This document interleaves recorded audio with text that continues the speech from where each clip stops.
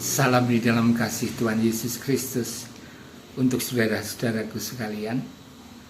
Judul renungan hari ini adalah Akulah pokok anggur dan kamulah rantingnya.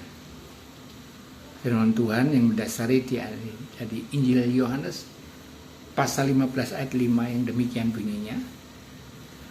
Akulah pokok anggur dan kamulah rantingnya.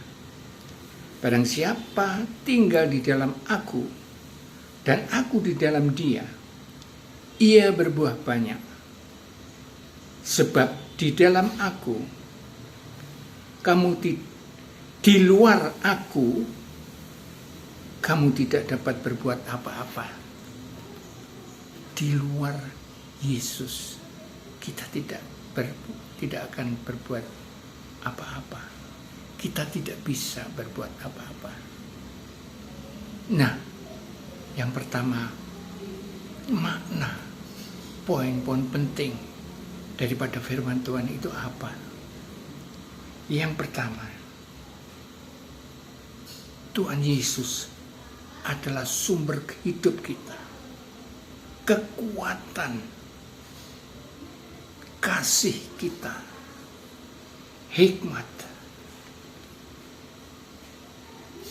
Dan kita hanya sebagai saluran atau ranting saja. 1 Yohanes 4 ayat 7-8. Poin yang kedua, keharusan untuk tetap tinggal di dalam Tuhan Yesus, sehingga kelak kita akan berbuah kebaikan kepada sesama melalui doa dan firman-Nya. Yohanes 15 ayat 4.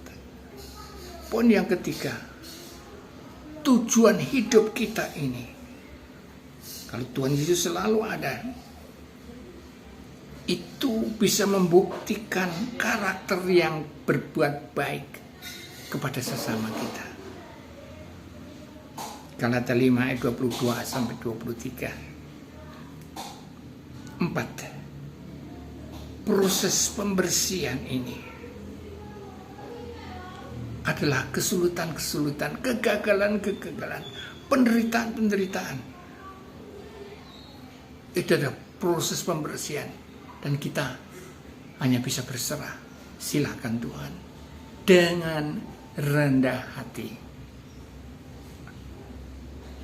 Proses pembersihan itu kita terima dengan rendah hati. Silakan Tuhan. Itu Yohanes 15 ayat 2. Nah, sekarang bagian kedua. Praktek sekarang ini, bagaimana Tuhan Yesus sebagai pokok anggur yang benar. Dan kita ranting-rantingnya apa? 1. Menjaga kedekatan dengan Tuhan Yesus selalu melalui doa dan firman Tuhan. Supaya kita akrab dengan Tuhan Yesus terus menerus. Yohanes 15 ayat 7. Praktek yang kedua, ketaatan kita menghasilkan buah, yaitu kasih, sukacita, damai sejahtera. Dan itu sangat berdampak kepada masyarakat di sekitar kita. Harus berdampak. Galatia 5 ayat 22-23. Praktek yang ketiga, penyerahan diri secara total. Manakala Tuhan sedang memproses atau memangkas kita, kita menyerahkan diri secara total dengan rendah hati. Baik dalam kegagalan-kegagalan atau penderitaan-penderitaan kita menyerahkan diri. Yohanes 15 ayat 2. Praktek yang keempat, ketergantungan total pada Tuhan Yesus.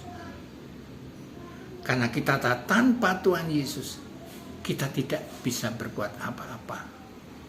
Kita sadarkan itu. Yohanes 15 ayat 5. Bagian yang ketiga sekarang, kesimpulan. Kalau Tuhan Yesus sebagai pokok anggur dan kita rantaikannya, kesimpulan apa?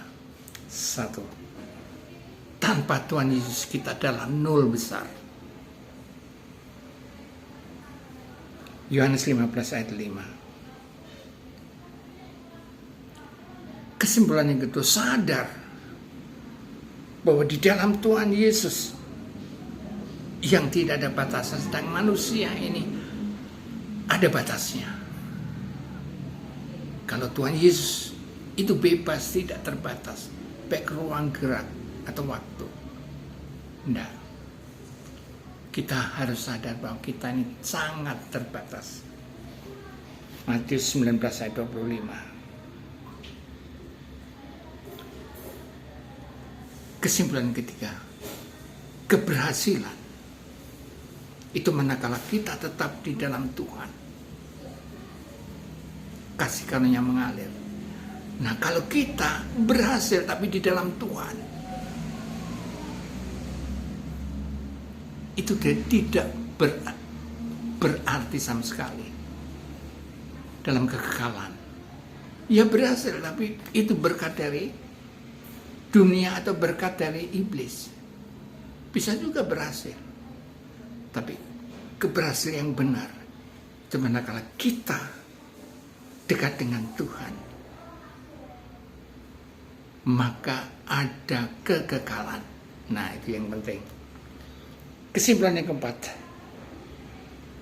kedaulatan Tuhan Allah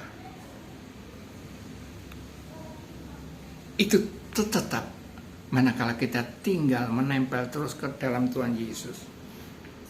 Ulangan 8 dan 18. Nah, saudaraku, saya akan terus berdoa kepada saudara dan saya supaya saudara tetap tinggal di dalam Tuhan Yesus.